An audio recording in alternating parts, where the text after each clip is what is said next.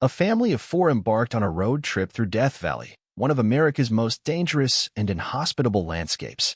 During that period, temperatures consistently soared above 115 degrees Fahrenheit, 46 degrees Celsius. This was a vast, isolated, and deadly expanse. Since then, the family was never seen again. No traces of rescue or any other clues were found, only a locked minivan and an absolute silence that enveloped everything. For 13 years, not a single lead emerged, until two unsuspecting tourists accidentally veered off the beaten path and discovered something that drastically altered the course of the entire investigation. This event transcended a typical missing persons case.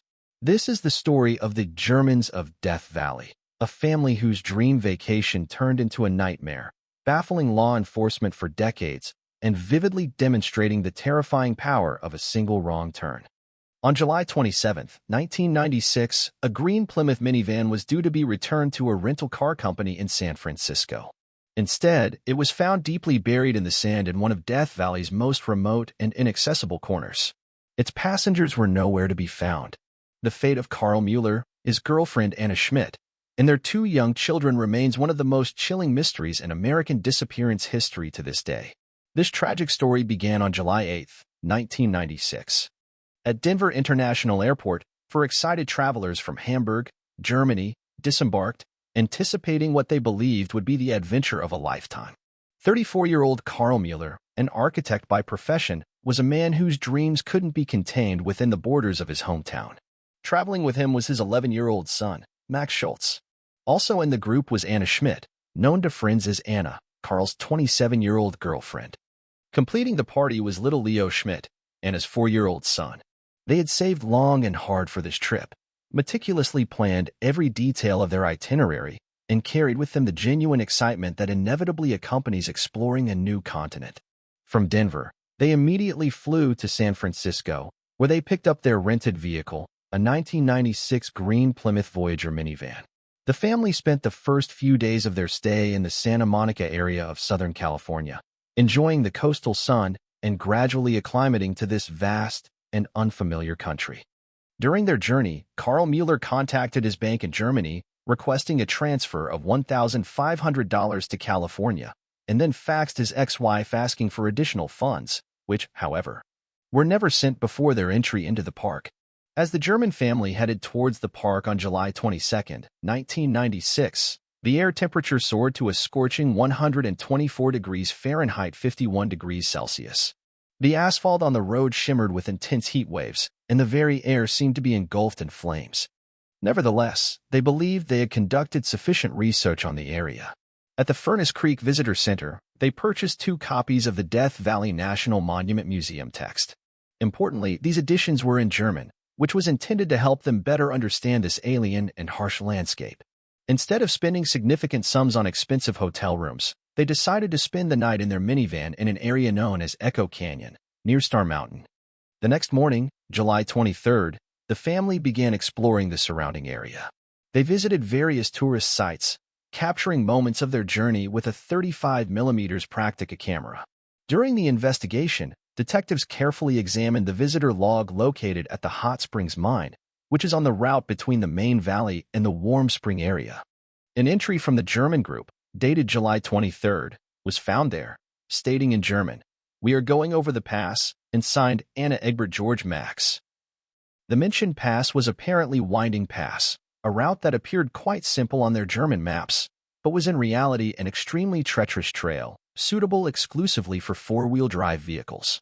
Their Plymouth minivan, designed for suburban streets and highways, would have had no chance on such difficult terrain. Somewhere during their explorations, they also visited a geologist's cabin in the Valley of Rocks, taking an American flag as a souvenir. This act was not vandalism, but rather an impulsive gesture by tourists collecting mementos, unaware of the true significance of what they were taking. As the day wore on and the heat became increasingly unbearable, the family made a series of decisions that, at the time, seemed perfectly logical, but ultimately proved fatal. Their guidebook indicated a seemingly shorter way back to the main valley, a road leading down what was called Anvil Canyon. What they couldn't have known was that this was not a road in the usual sense at all, but rather a rough mining trail, abandoned for decades.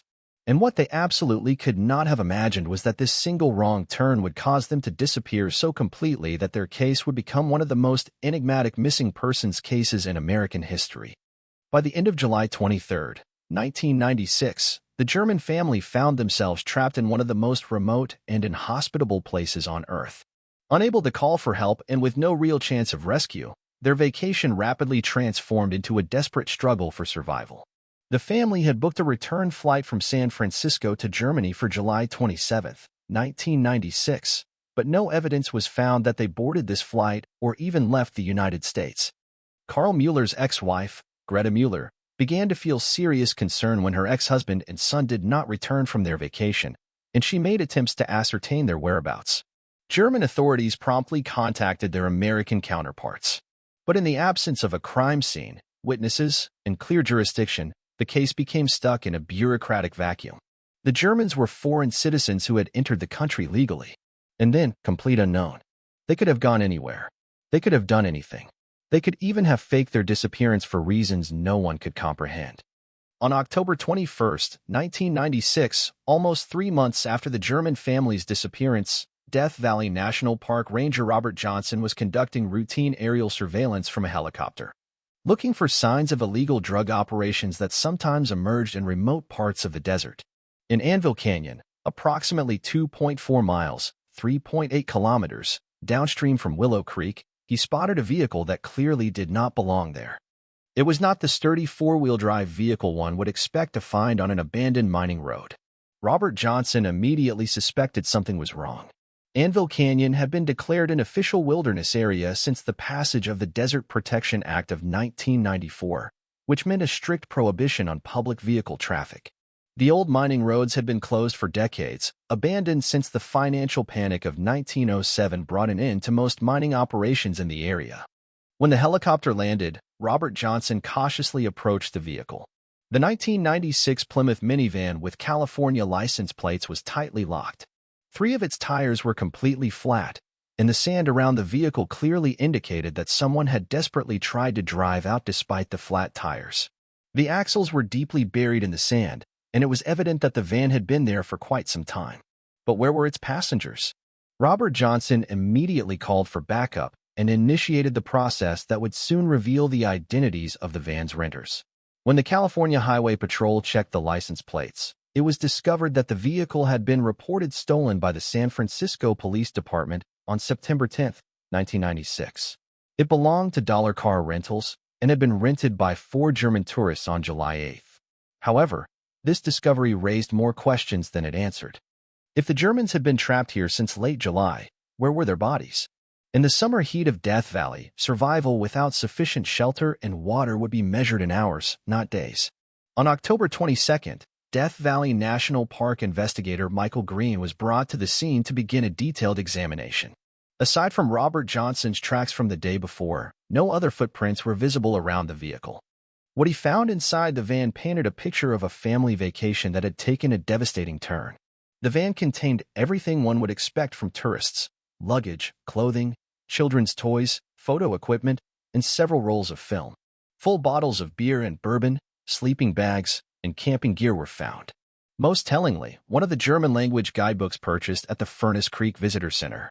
But there was also evidence of how far the family had veered off course. The American flag, taken from the geologist's cabin in the Valley of Rocks, proved they had visited this remote location. Food wrappers and traces of human waste near the van suggested they had spent at least one night there. The van's elevation was approximately 3,000 feet, 914 meters, which meant that on July 23, the day investigators believed the family became trapped, the maximum temperature would have been around 106 degrees Fahrenheit, 41 degrees Celsius, with nighttime lows around 79 degrees Fahrenheit, 26 degrees Celsius. Conditions possibly survivable if you had enough water and shelter. Deadly conditions if you did not. The van was carefully extracted from Anvil Canyon on October 23, and the largest search and rescue operation in Death Valley history was immediately launched. As the sun rose over Death Valley, the most extensive search and rescue operation in the park's history began. The discovery of the abandoned Plymouth Voyager transformed what was once a simple missing persons case into a race against time.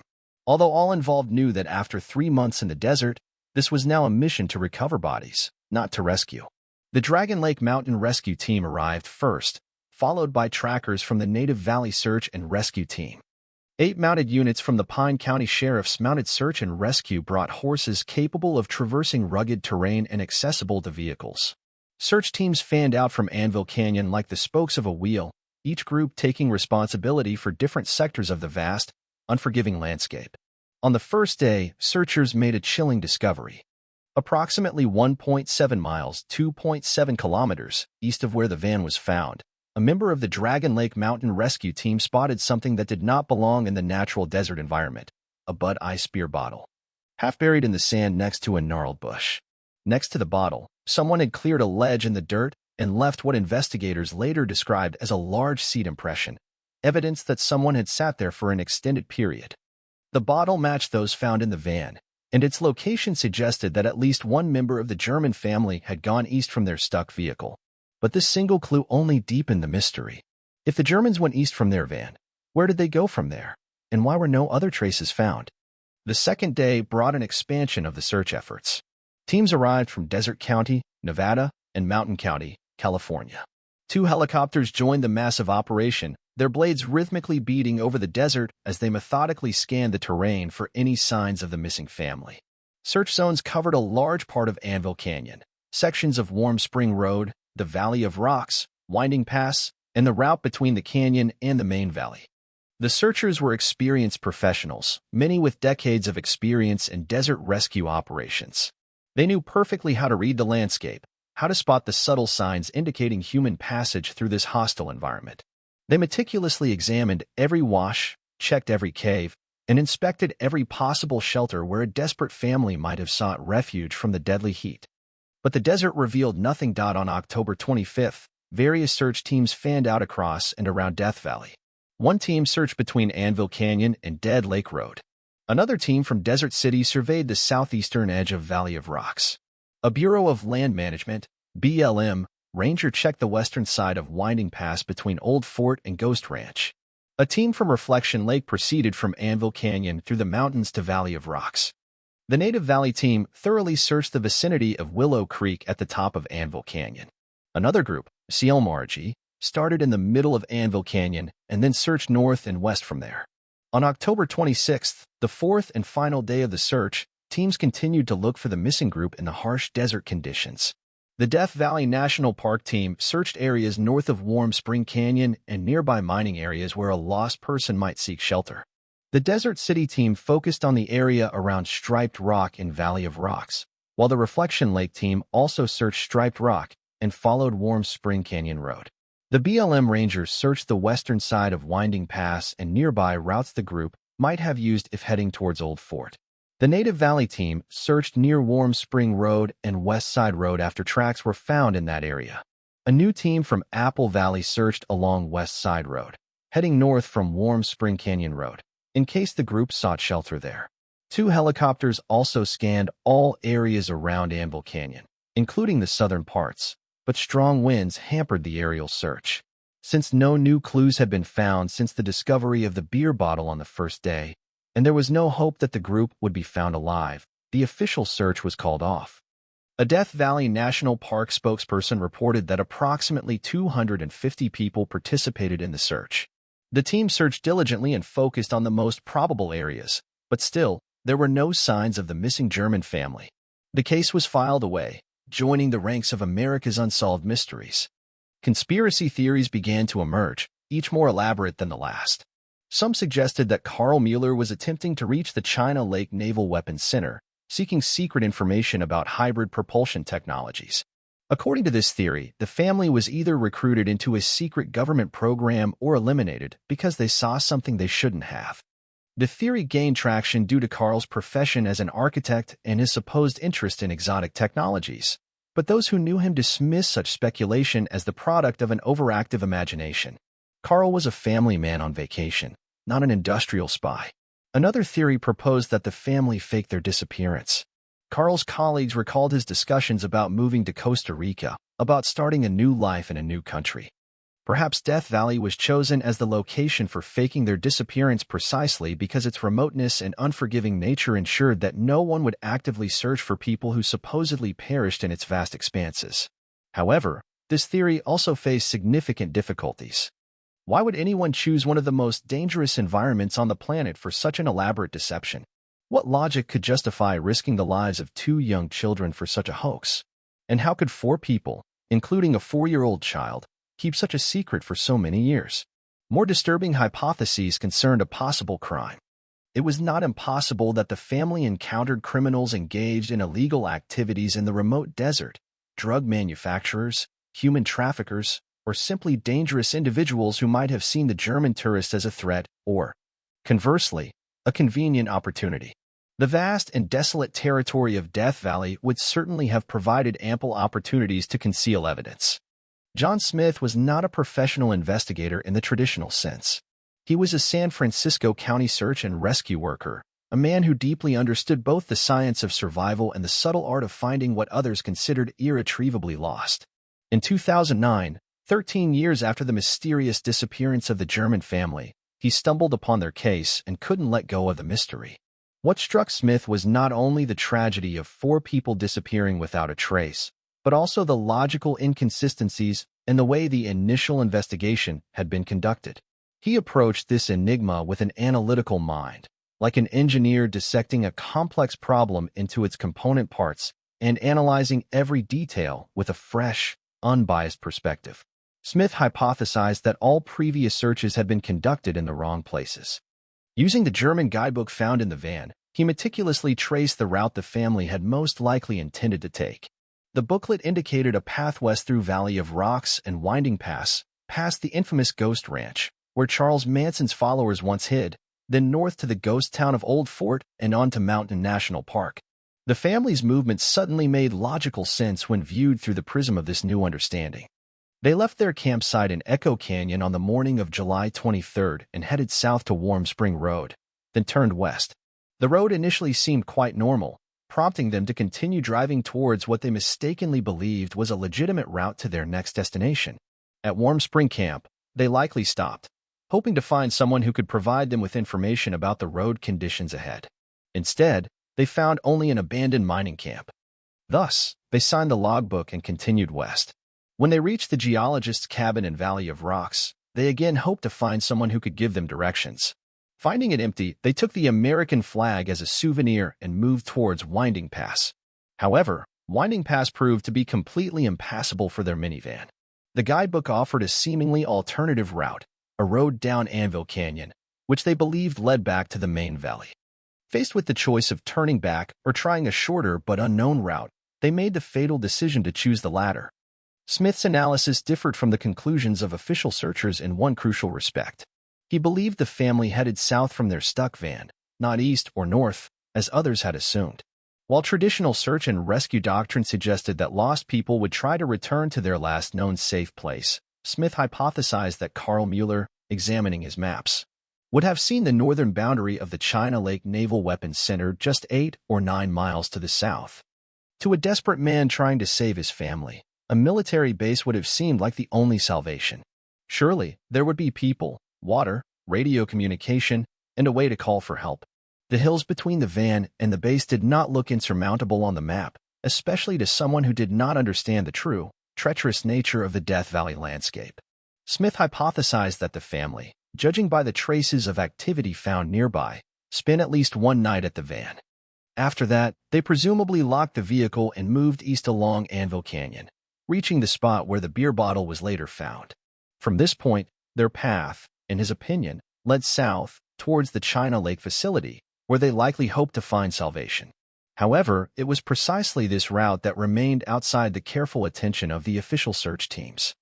Representatives of the official search services strongly rejected such a possibility, arguing that experienced desert travelers would under no circumstances move south into such a harsh and inhospitable area.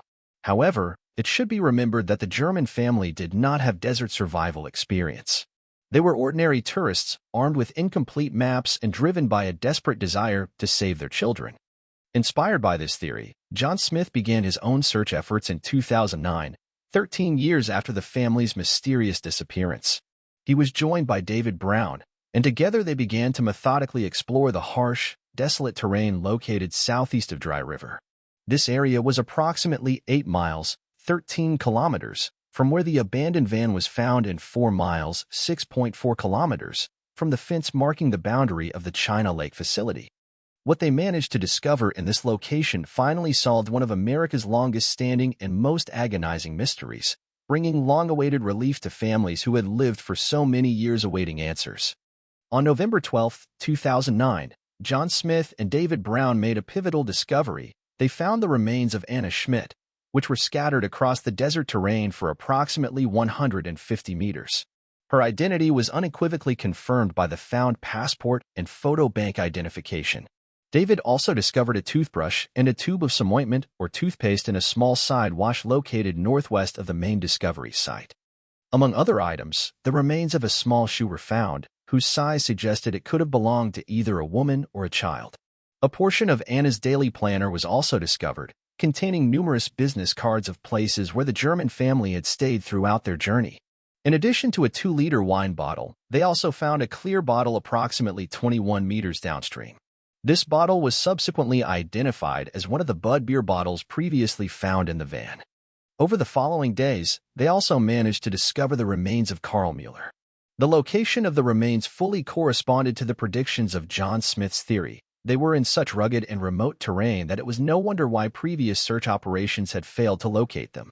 The family had indeed moved south from their stuck van, desperately seeking salvation at the military base, which, as it turned out, likely had no permanent personnel and, of course, no ability to organize a rescue operation.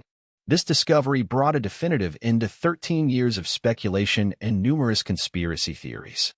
There was no government cover-up, no fake disappearance, and no elaborate deception, for people simply made a series of decisions that seemed logical at the time but ultimately led them into a deadly trap from which there was no escape. Subsequent search efforts led to the discovery of additional human remains, although DNA analysis did not provide sufficient evidence to definitively identify them as belonging to the 2 children.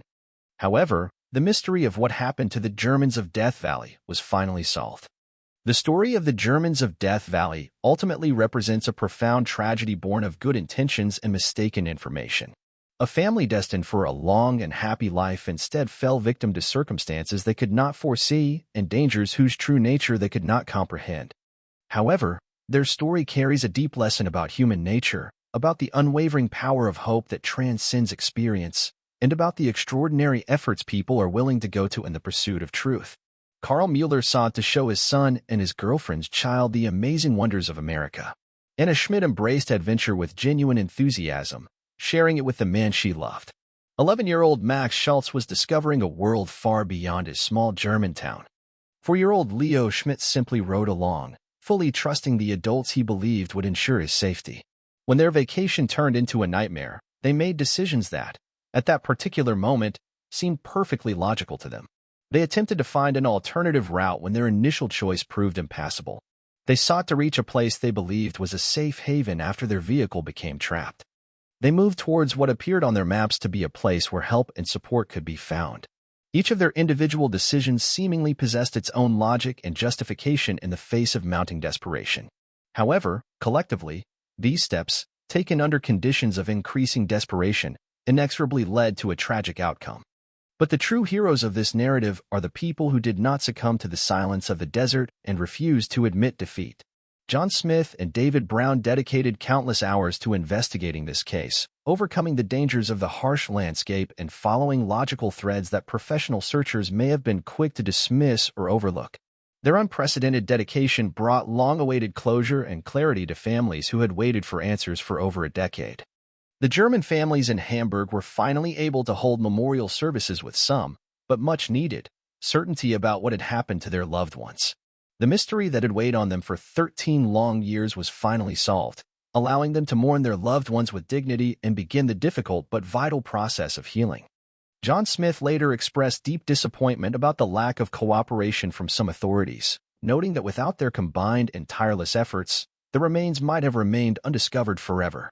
Their success, achieved where professionals failed, demonstrates the undeniable power of persistence, unconventional approaches, and fresh thinking in solving the most perplexing and cold cases. This case also serves as a sobering and stark reminder of the dangers lurking in America's wilderness areas. Death Valley is undoubtedly captivatingly beautiful, but it is also one of the most ruthless and unforgiving environments on Earth.